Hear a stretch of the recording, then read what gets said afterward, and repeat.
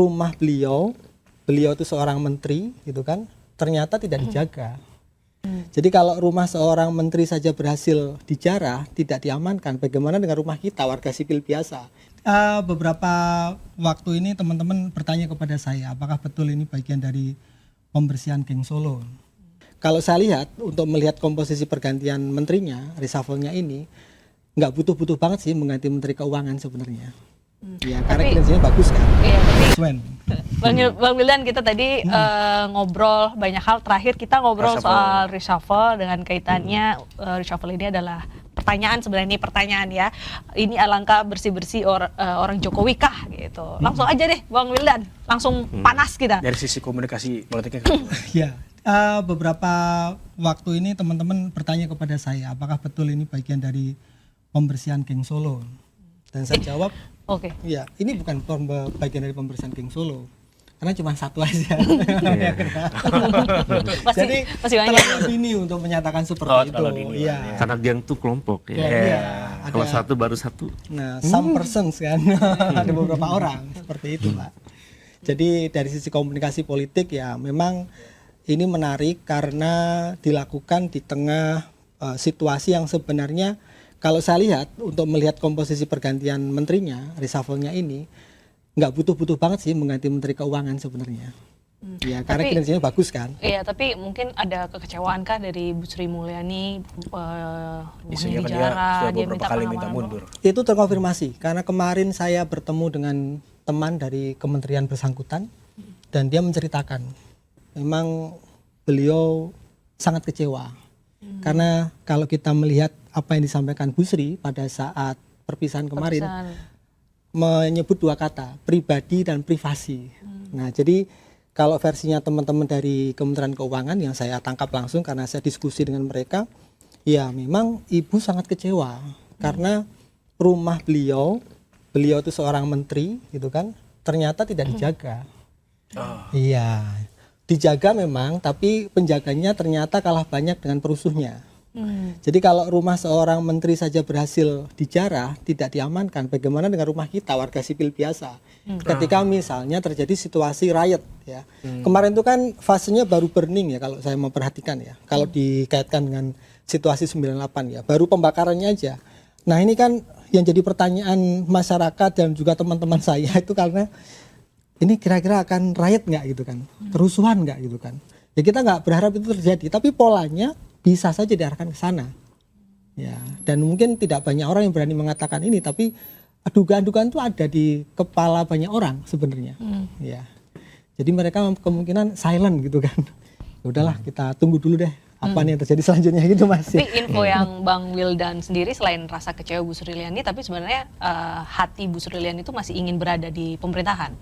Kalau melihat aktivitas terakhirnya, saya menangkap beliau itu sebenarnya masih berkomitmen untuk menjaga menjaga keuangan Republik ini sebagai bendahara ya beliau tanda petik ya sebagai Menteri Keuangan, dan itu terbukti pada saat beliau dinyatakan dicopot oleh Presiden atau terkena reshuffle, beliau kan sedang memimpin rapat. Iya. Ya, artinya kan masih menjalankan tugas-tugas hariannya kan. Pak Budi Hari juga infonya masih rapat juga kan beberapa jam sebelum itu. 2 jam sebelumnya bahkan minta anggaran 78 triliun. Tapi 2 jam kemudian diganti. Apa gara-gara jangan minta tambah anggaran? Tapi mereka paham kok bahwa reshuffle itu kan hak prerogatif presiden. Betul. Jadi apapun ya harus diterima. Tiba-tiba kita lagi ngobrol sama presiden, 1 jam kemudian reshuffle, mungkin. Sangat mungkin. Itu otoritas presiden. Tapi kalau ngomongin hak prerogatif presiden itu ada ideal jangka waktu nggak sih dari awal menjabat gitu? Apa ini terlalu dini nih gitu? Atau mungkin ya memang sudah pas, nggak ada masa harus berapa bulan gitu? Probation lah kalau Probation. Ini merujuk pada pengalaman presiden-presiden sebelumnya ya kan, memang ada datanya ya. Kalau Presiden SBY itu baru mereshuffle menterinya itu setelah memimpin selama 1,2 tahun.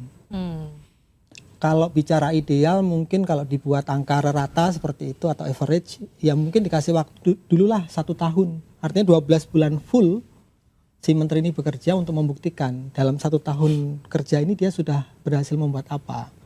Atau kalau memang tidak sampai 1 tahun ya bisa juga dilihat dengan targetnya apa yang ditetapkan oleh Presiden.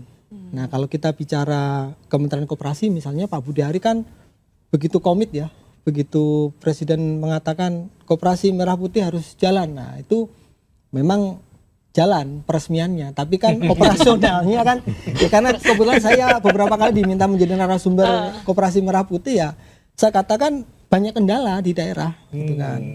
Jalan memang peresmian itu ada 80.000 Mbak, Mas, ya kan? 80.000 ya. Dari 83.000 desa yang ditargetkan memiliki koperasi. Nah, ini hanya peresmian.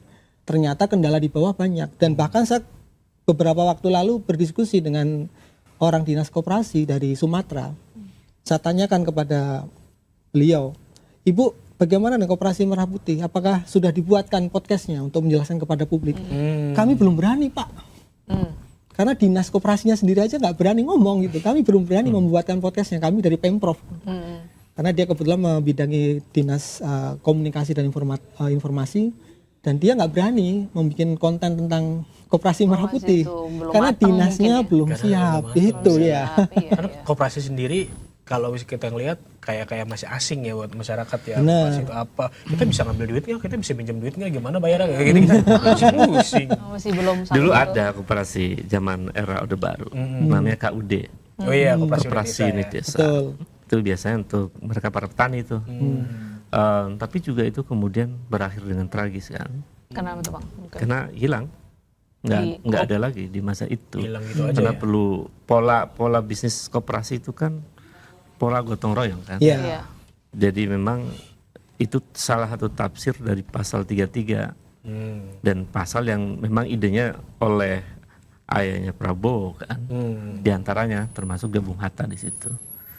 Tapi ya ketika diterjemahkan itu harus punya koperasi di seluruh daerah, menurut saya logika koperasi itu nggak begitu. Logika koperasi itu dia bottom up. Yes. Jadi yang punya keinginan untuk koperasi itu rakyat sendiri, bukan pesanan dari atas. Jadi ini problem sebetulnya, karena itu butuh energi yang sangat besar untuk membangun koperasi dengan logika top down itu. Makanya kementeriannya memang sebetulnya, kalau kita kan kementerian baru kan, yang dipisah dari kementerian lain, yang kemudian membutuhkan infrastruktur baru dan lain-lain, itu butuh waktu yang lama. Apalagi misalnya manajemen di lapisan elit kementerian belum kompak, kemudian struktur sampai tingkat dinas masih belum siap, itu butuh waktu. Perkiraan saya sebetulnya 7 bulan tuh harusnya sudah terbentuk, udah siap. Itu mungkin alasan Prabowo sendiri nggak mau melepas koperasi merah putih ini ke lain. Ditunjuknya Ferry Juliantono, kader Gerindra, gitu kan. Dia kayak nggak mau lepas dari Gerindra nih jauh-jauh, karena mending orang kepercayaan gue ada yang datang gitu, yang awal gitu. Dari sisi komunikasi politiknya sendiri gimana? Gimana Bang? Iya, kalau melihat program-programnya Presiden sekarang, Presiden ke-8, saya memaknainya sebagai itu memang simbolik. Ya, jadi kenapa koperasi, kenapa program makan bergizi gratis ya. Memang program-program ini sifatnya taktis ya. Nah, saya membacanya begini. Karena Presiden Prabowo ini dulunya Danjen Kopassus, kemudian Pangkostrat, pendekatannya taktikal ya, sebagai seorang tentara. Ahli strategi. Iya, masyarakat kita butuh apa? Masyarakat kita, ini Pak Presiden makanannya kurang, siswa itu. Karena itu kita siapkan makan bergizi gratis. Hasil riset di luar negeri juga menyatakan begitu. Siswa yang kecukupan makan, belajarnya tenang. Ya udah, bikin aja MBG. Nah, sebagai orang yang pernah di program pemerintah ya, saya melihat ini terlalu cepat juga untuk menyimpulkan itu. Karena untuk menyelenggarakan MBG dalam skala yang sangat besar ini kan repot ya. Harusnya dibikinlah pilot project dulu. Kalau saya melihat seperti itu sebagai orang yang pernah terlibat di program pemberdayaan dan melihatnya secara konvensional ya, berlahan gitu kan. Kita uji coba dulu deh di wilayah tertentu gitu. Tidak langsung serempak. Nah, ketika dilakukan secara serempak, memang ada problem di komunikasi dan saya mengalami sendiri. Ketika saya diminta untuk menjelaskan MBG, pertanyaan yang muncul, Bapak, kenapa di sekolah kami belum dapat MBG? Pak, kenapa di Kabupaten Bogor belum ada yang menerima MBG? Itu yang harus menjelaskan kan seharusnya ini ya, Badan Gizi Nasional kan, BGN. Tapi BGN-nya mungkin lupa juga untuk mengomunikasikan, ini problem tuh, Mbak, Mas, ya Pak. Jadi kalau ini nggak disampaikan ke masyarakat, ya mereka punya rasa penasaran tinggi. Karena mereka merasa kami sebagai orang tua ingin atau berhak merasakan manfaatnya, gitu kan. Nah terkait dengan tadi koperasi ya memang semuanya serba cepat. Nah karena serba cepat itulah saya melihatnya ada kedodoran secara teknikal di bawah. Nah, repot ya karena bikin koperasi. Ya saya sepakat dengan Bapak tadi ya, bahwasannya pendekatannya kalau koperasi itu kan bottom up, bukan top down. Kalau top down ya negara yang menyiapkan infrastrukturnya berat ya.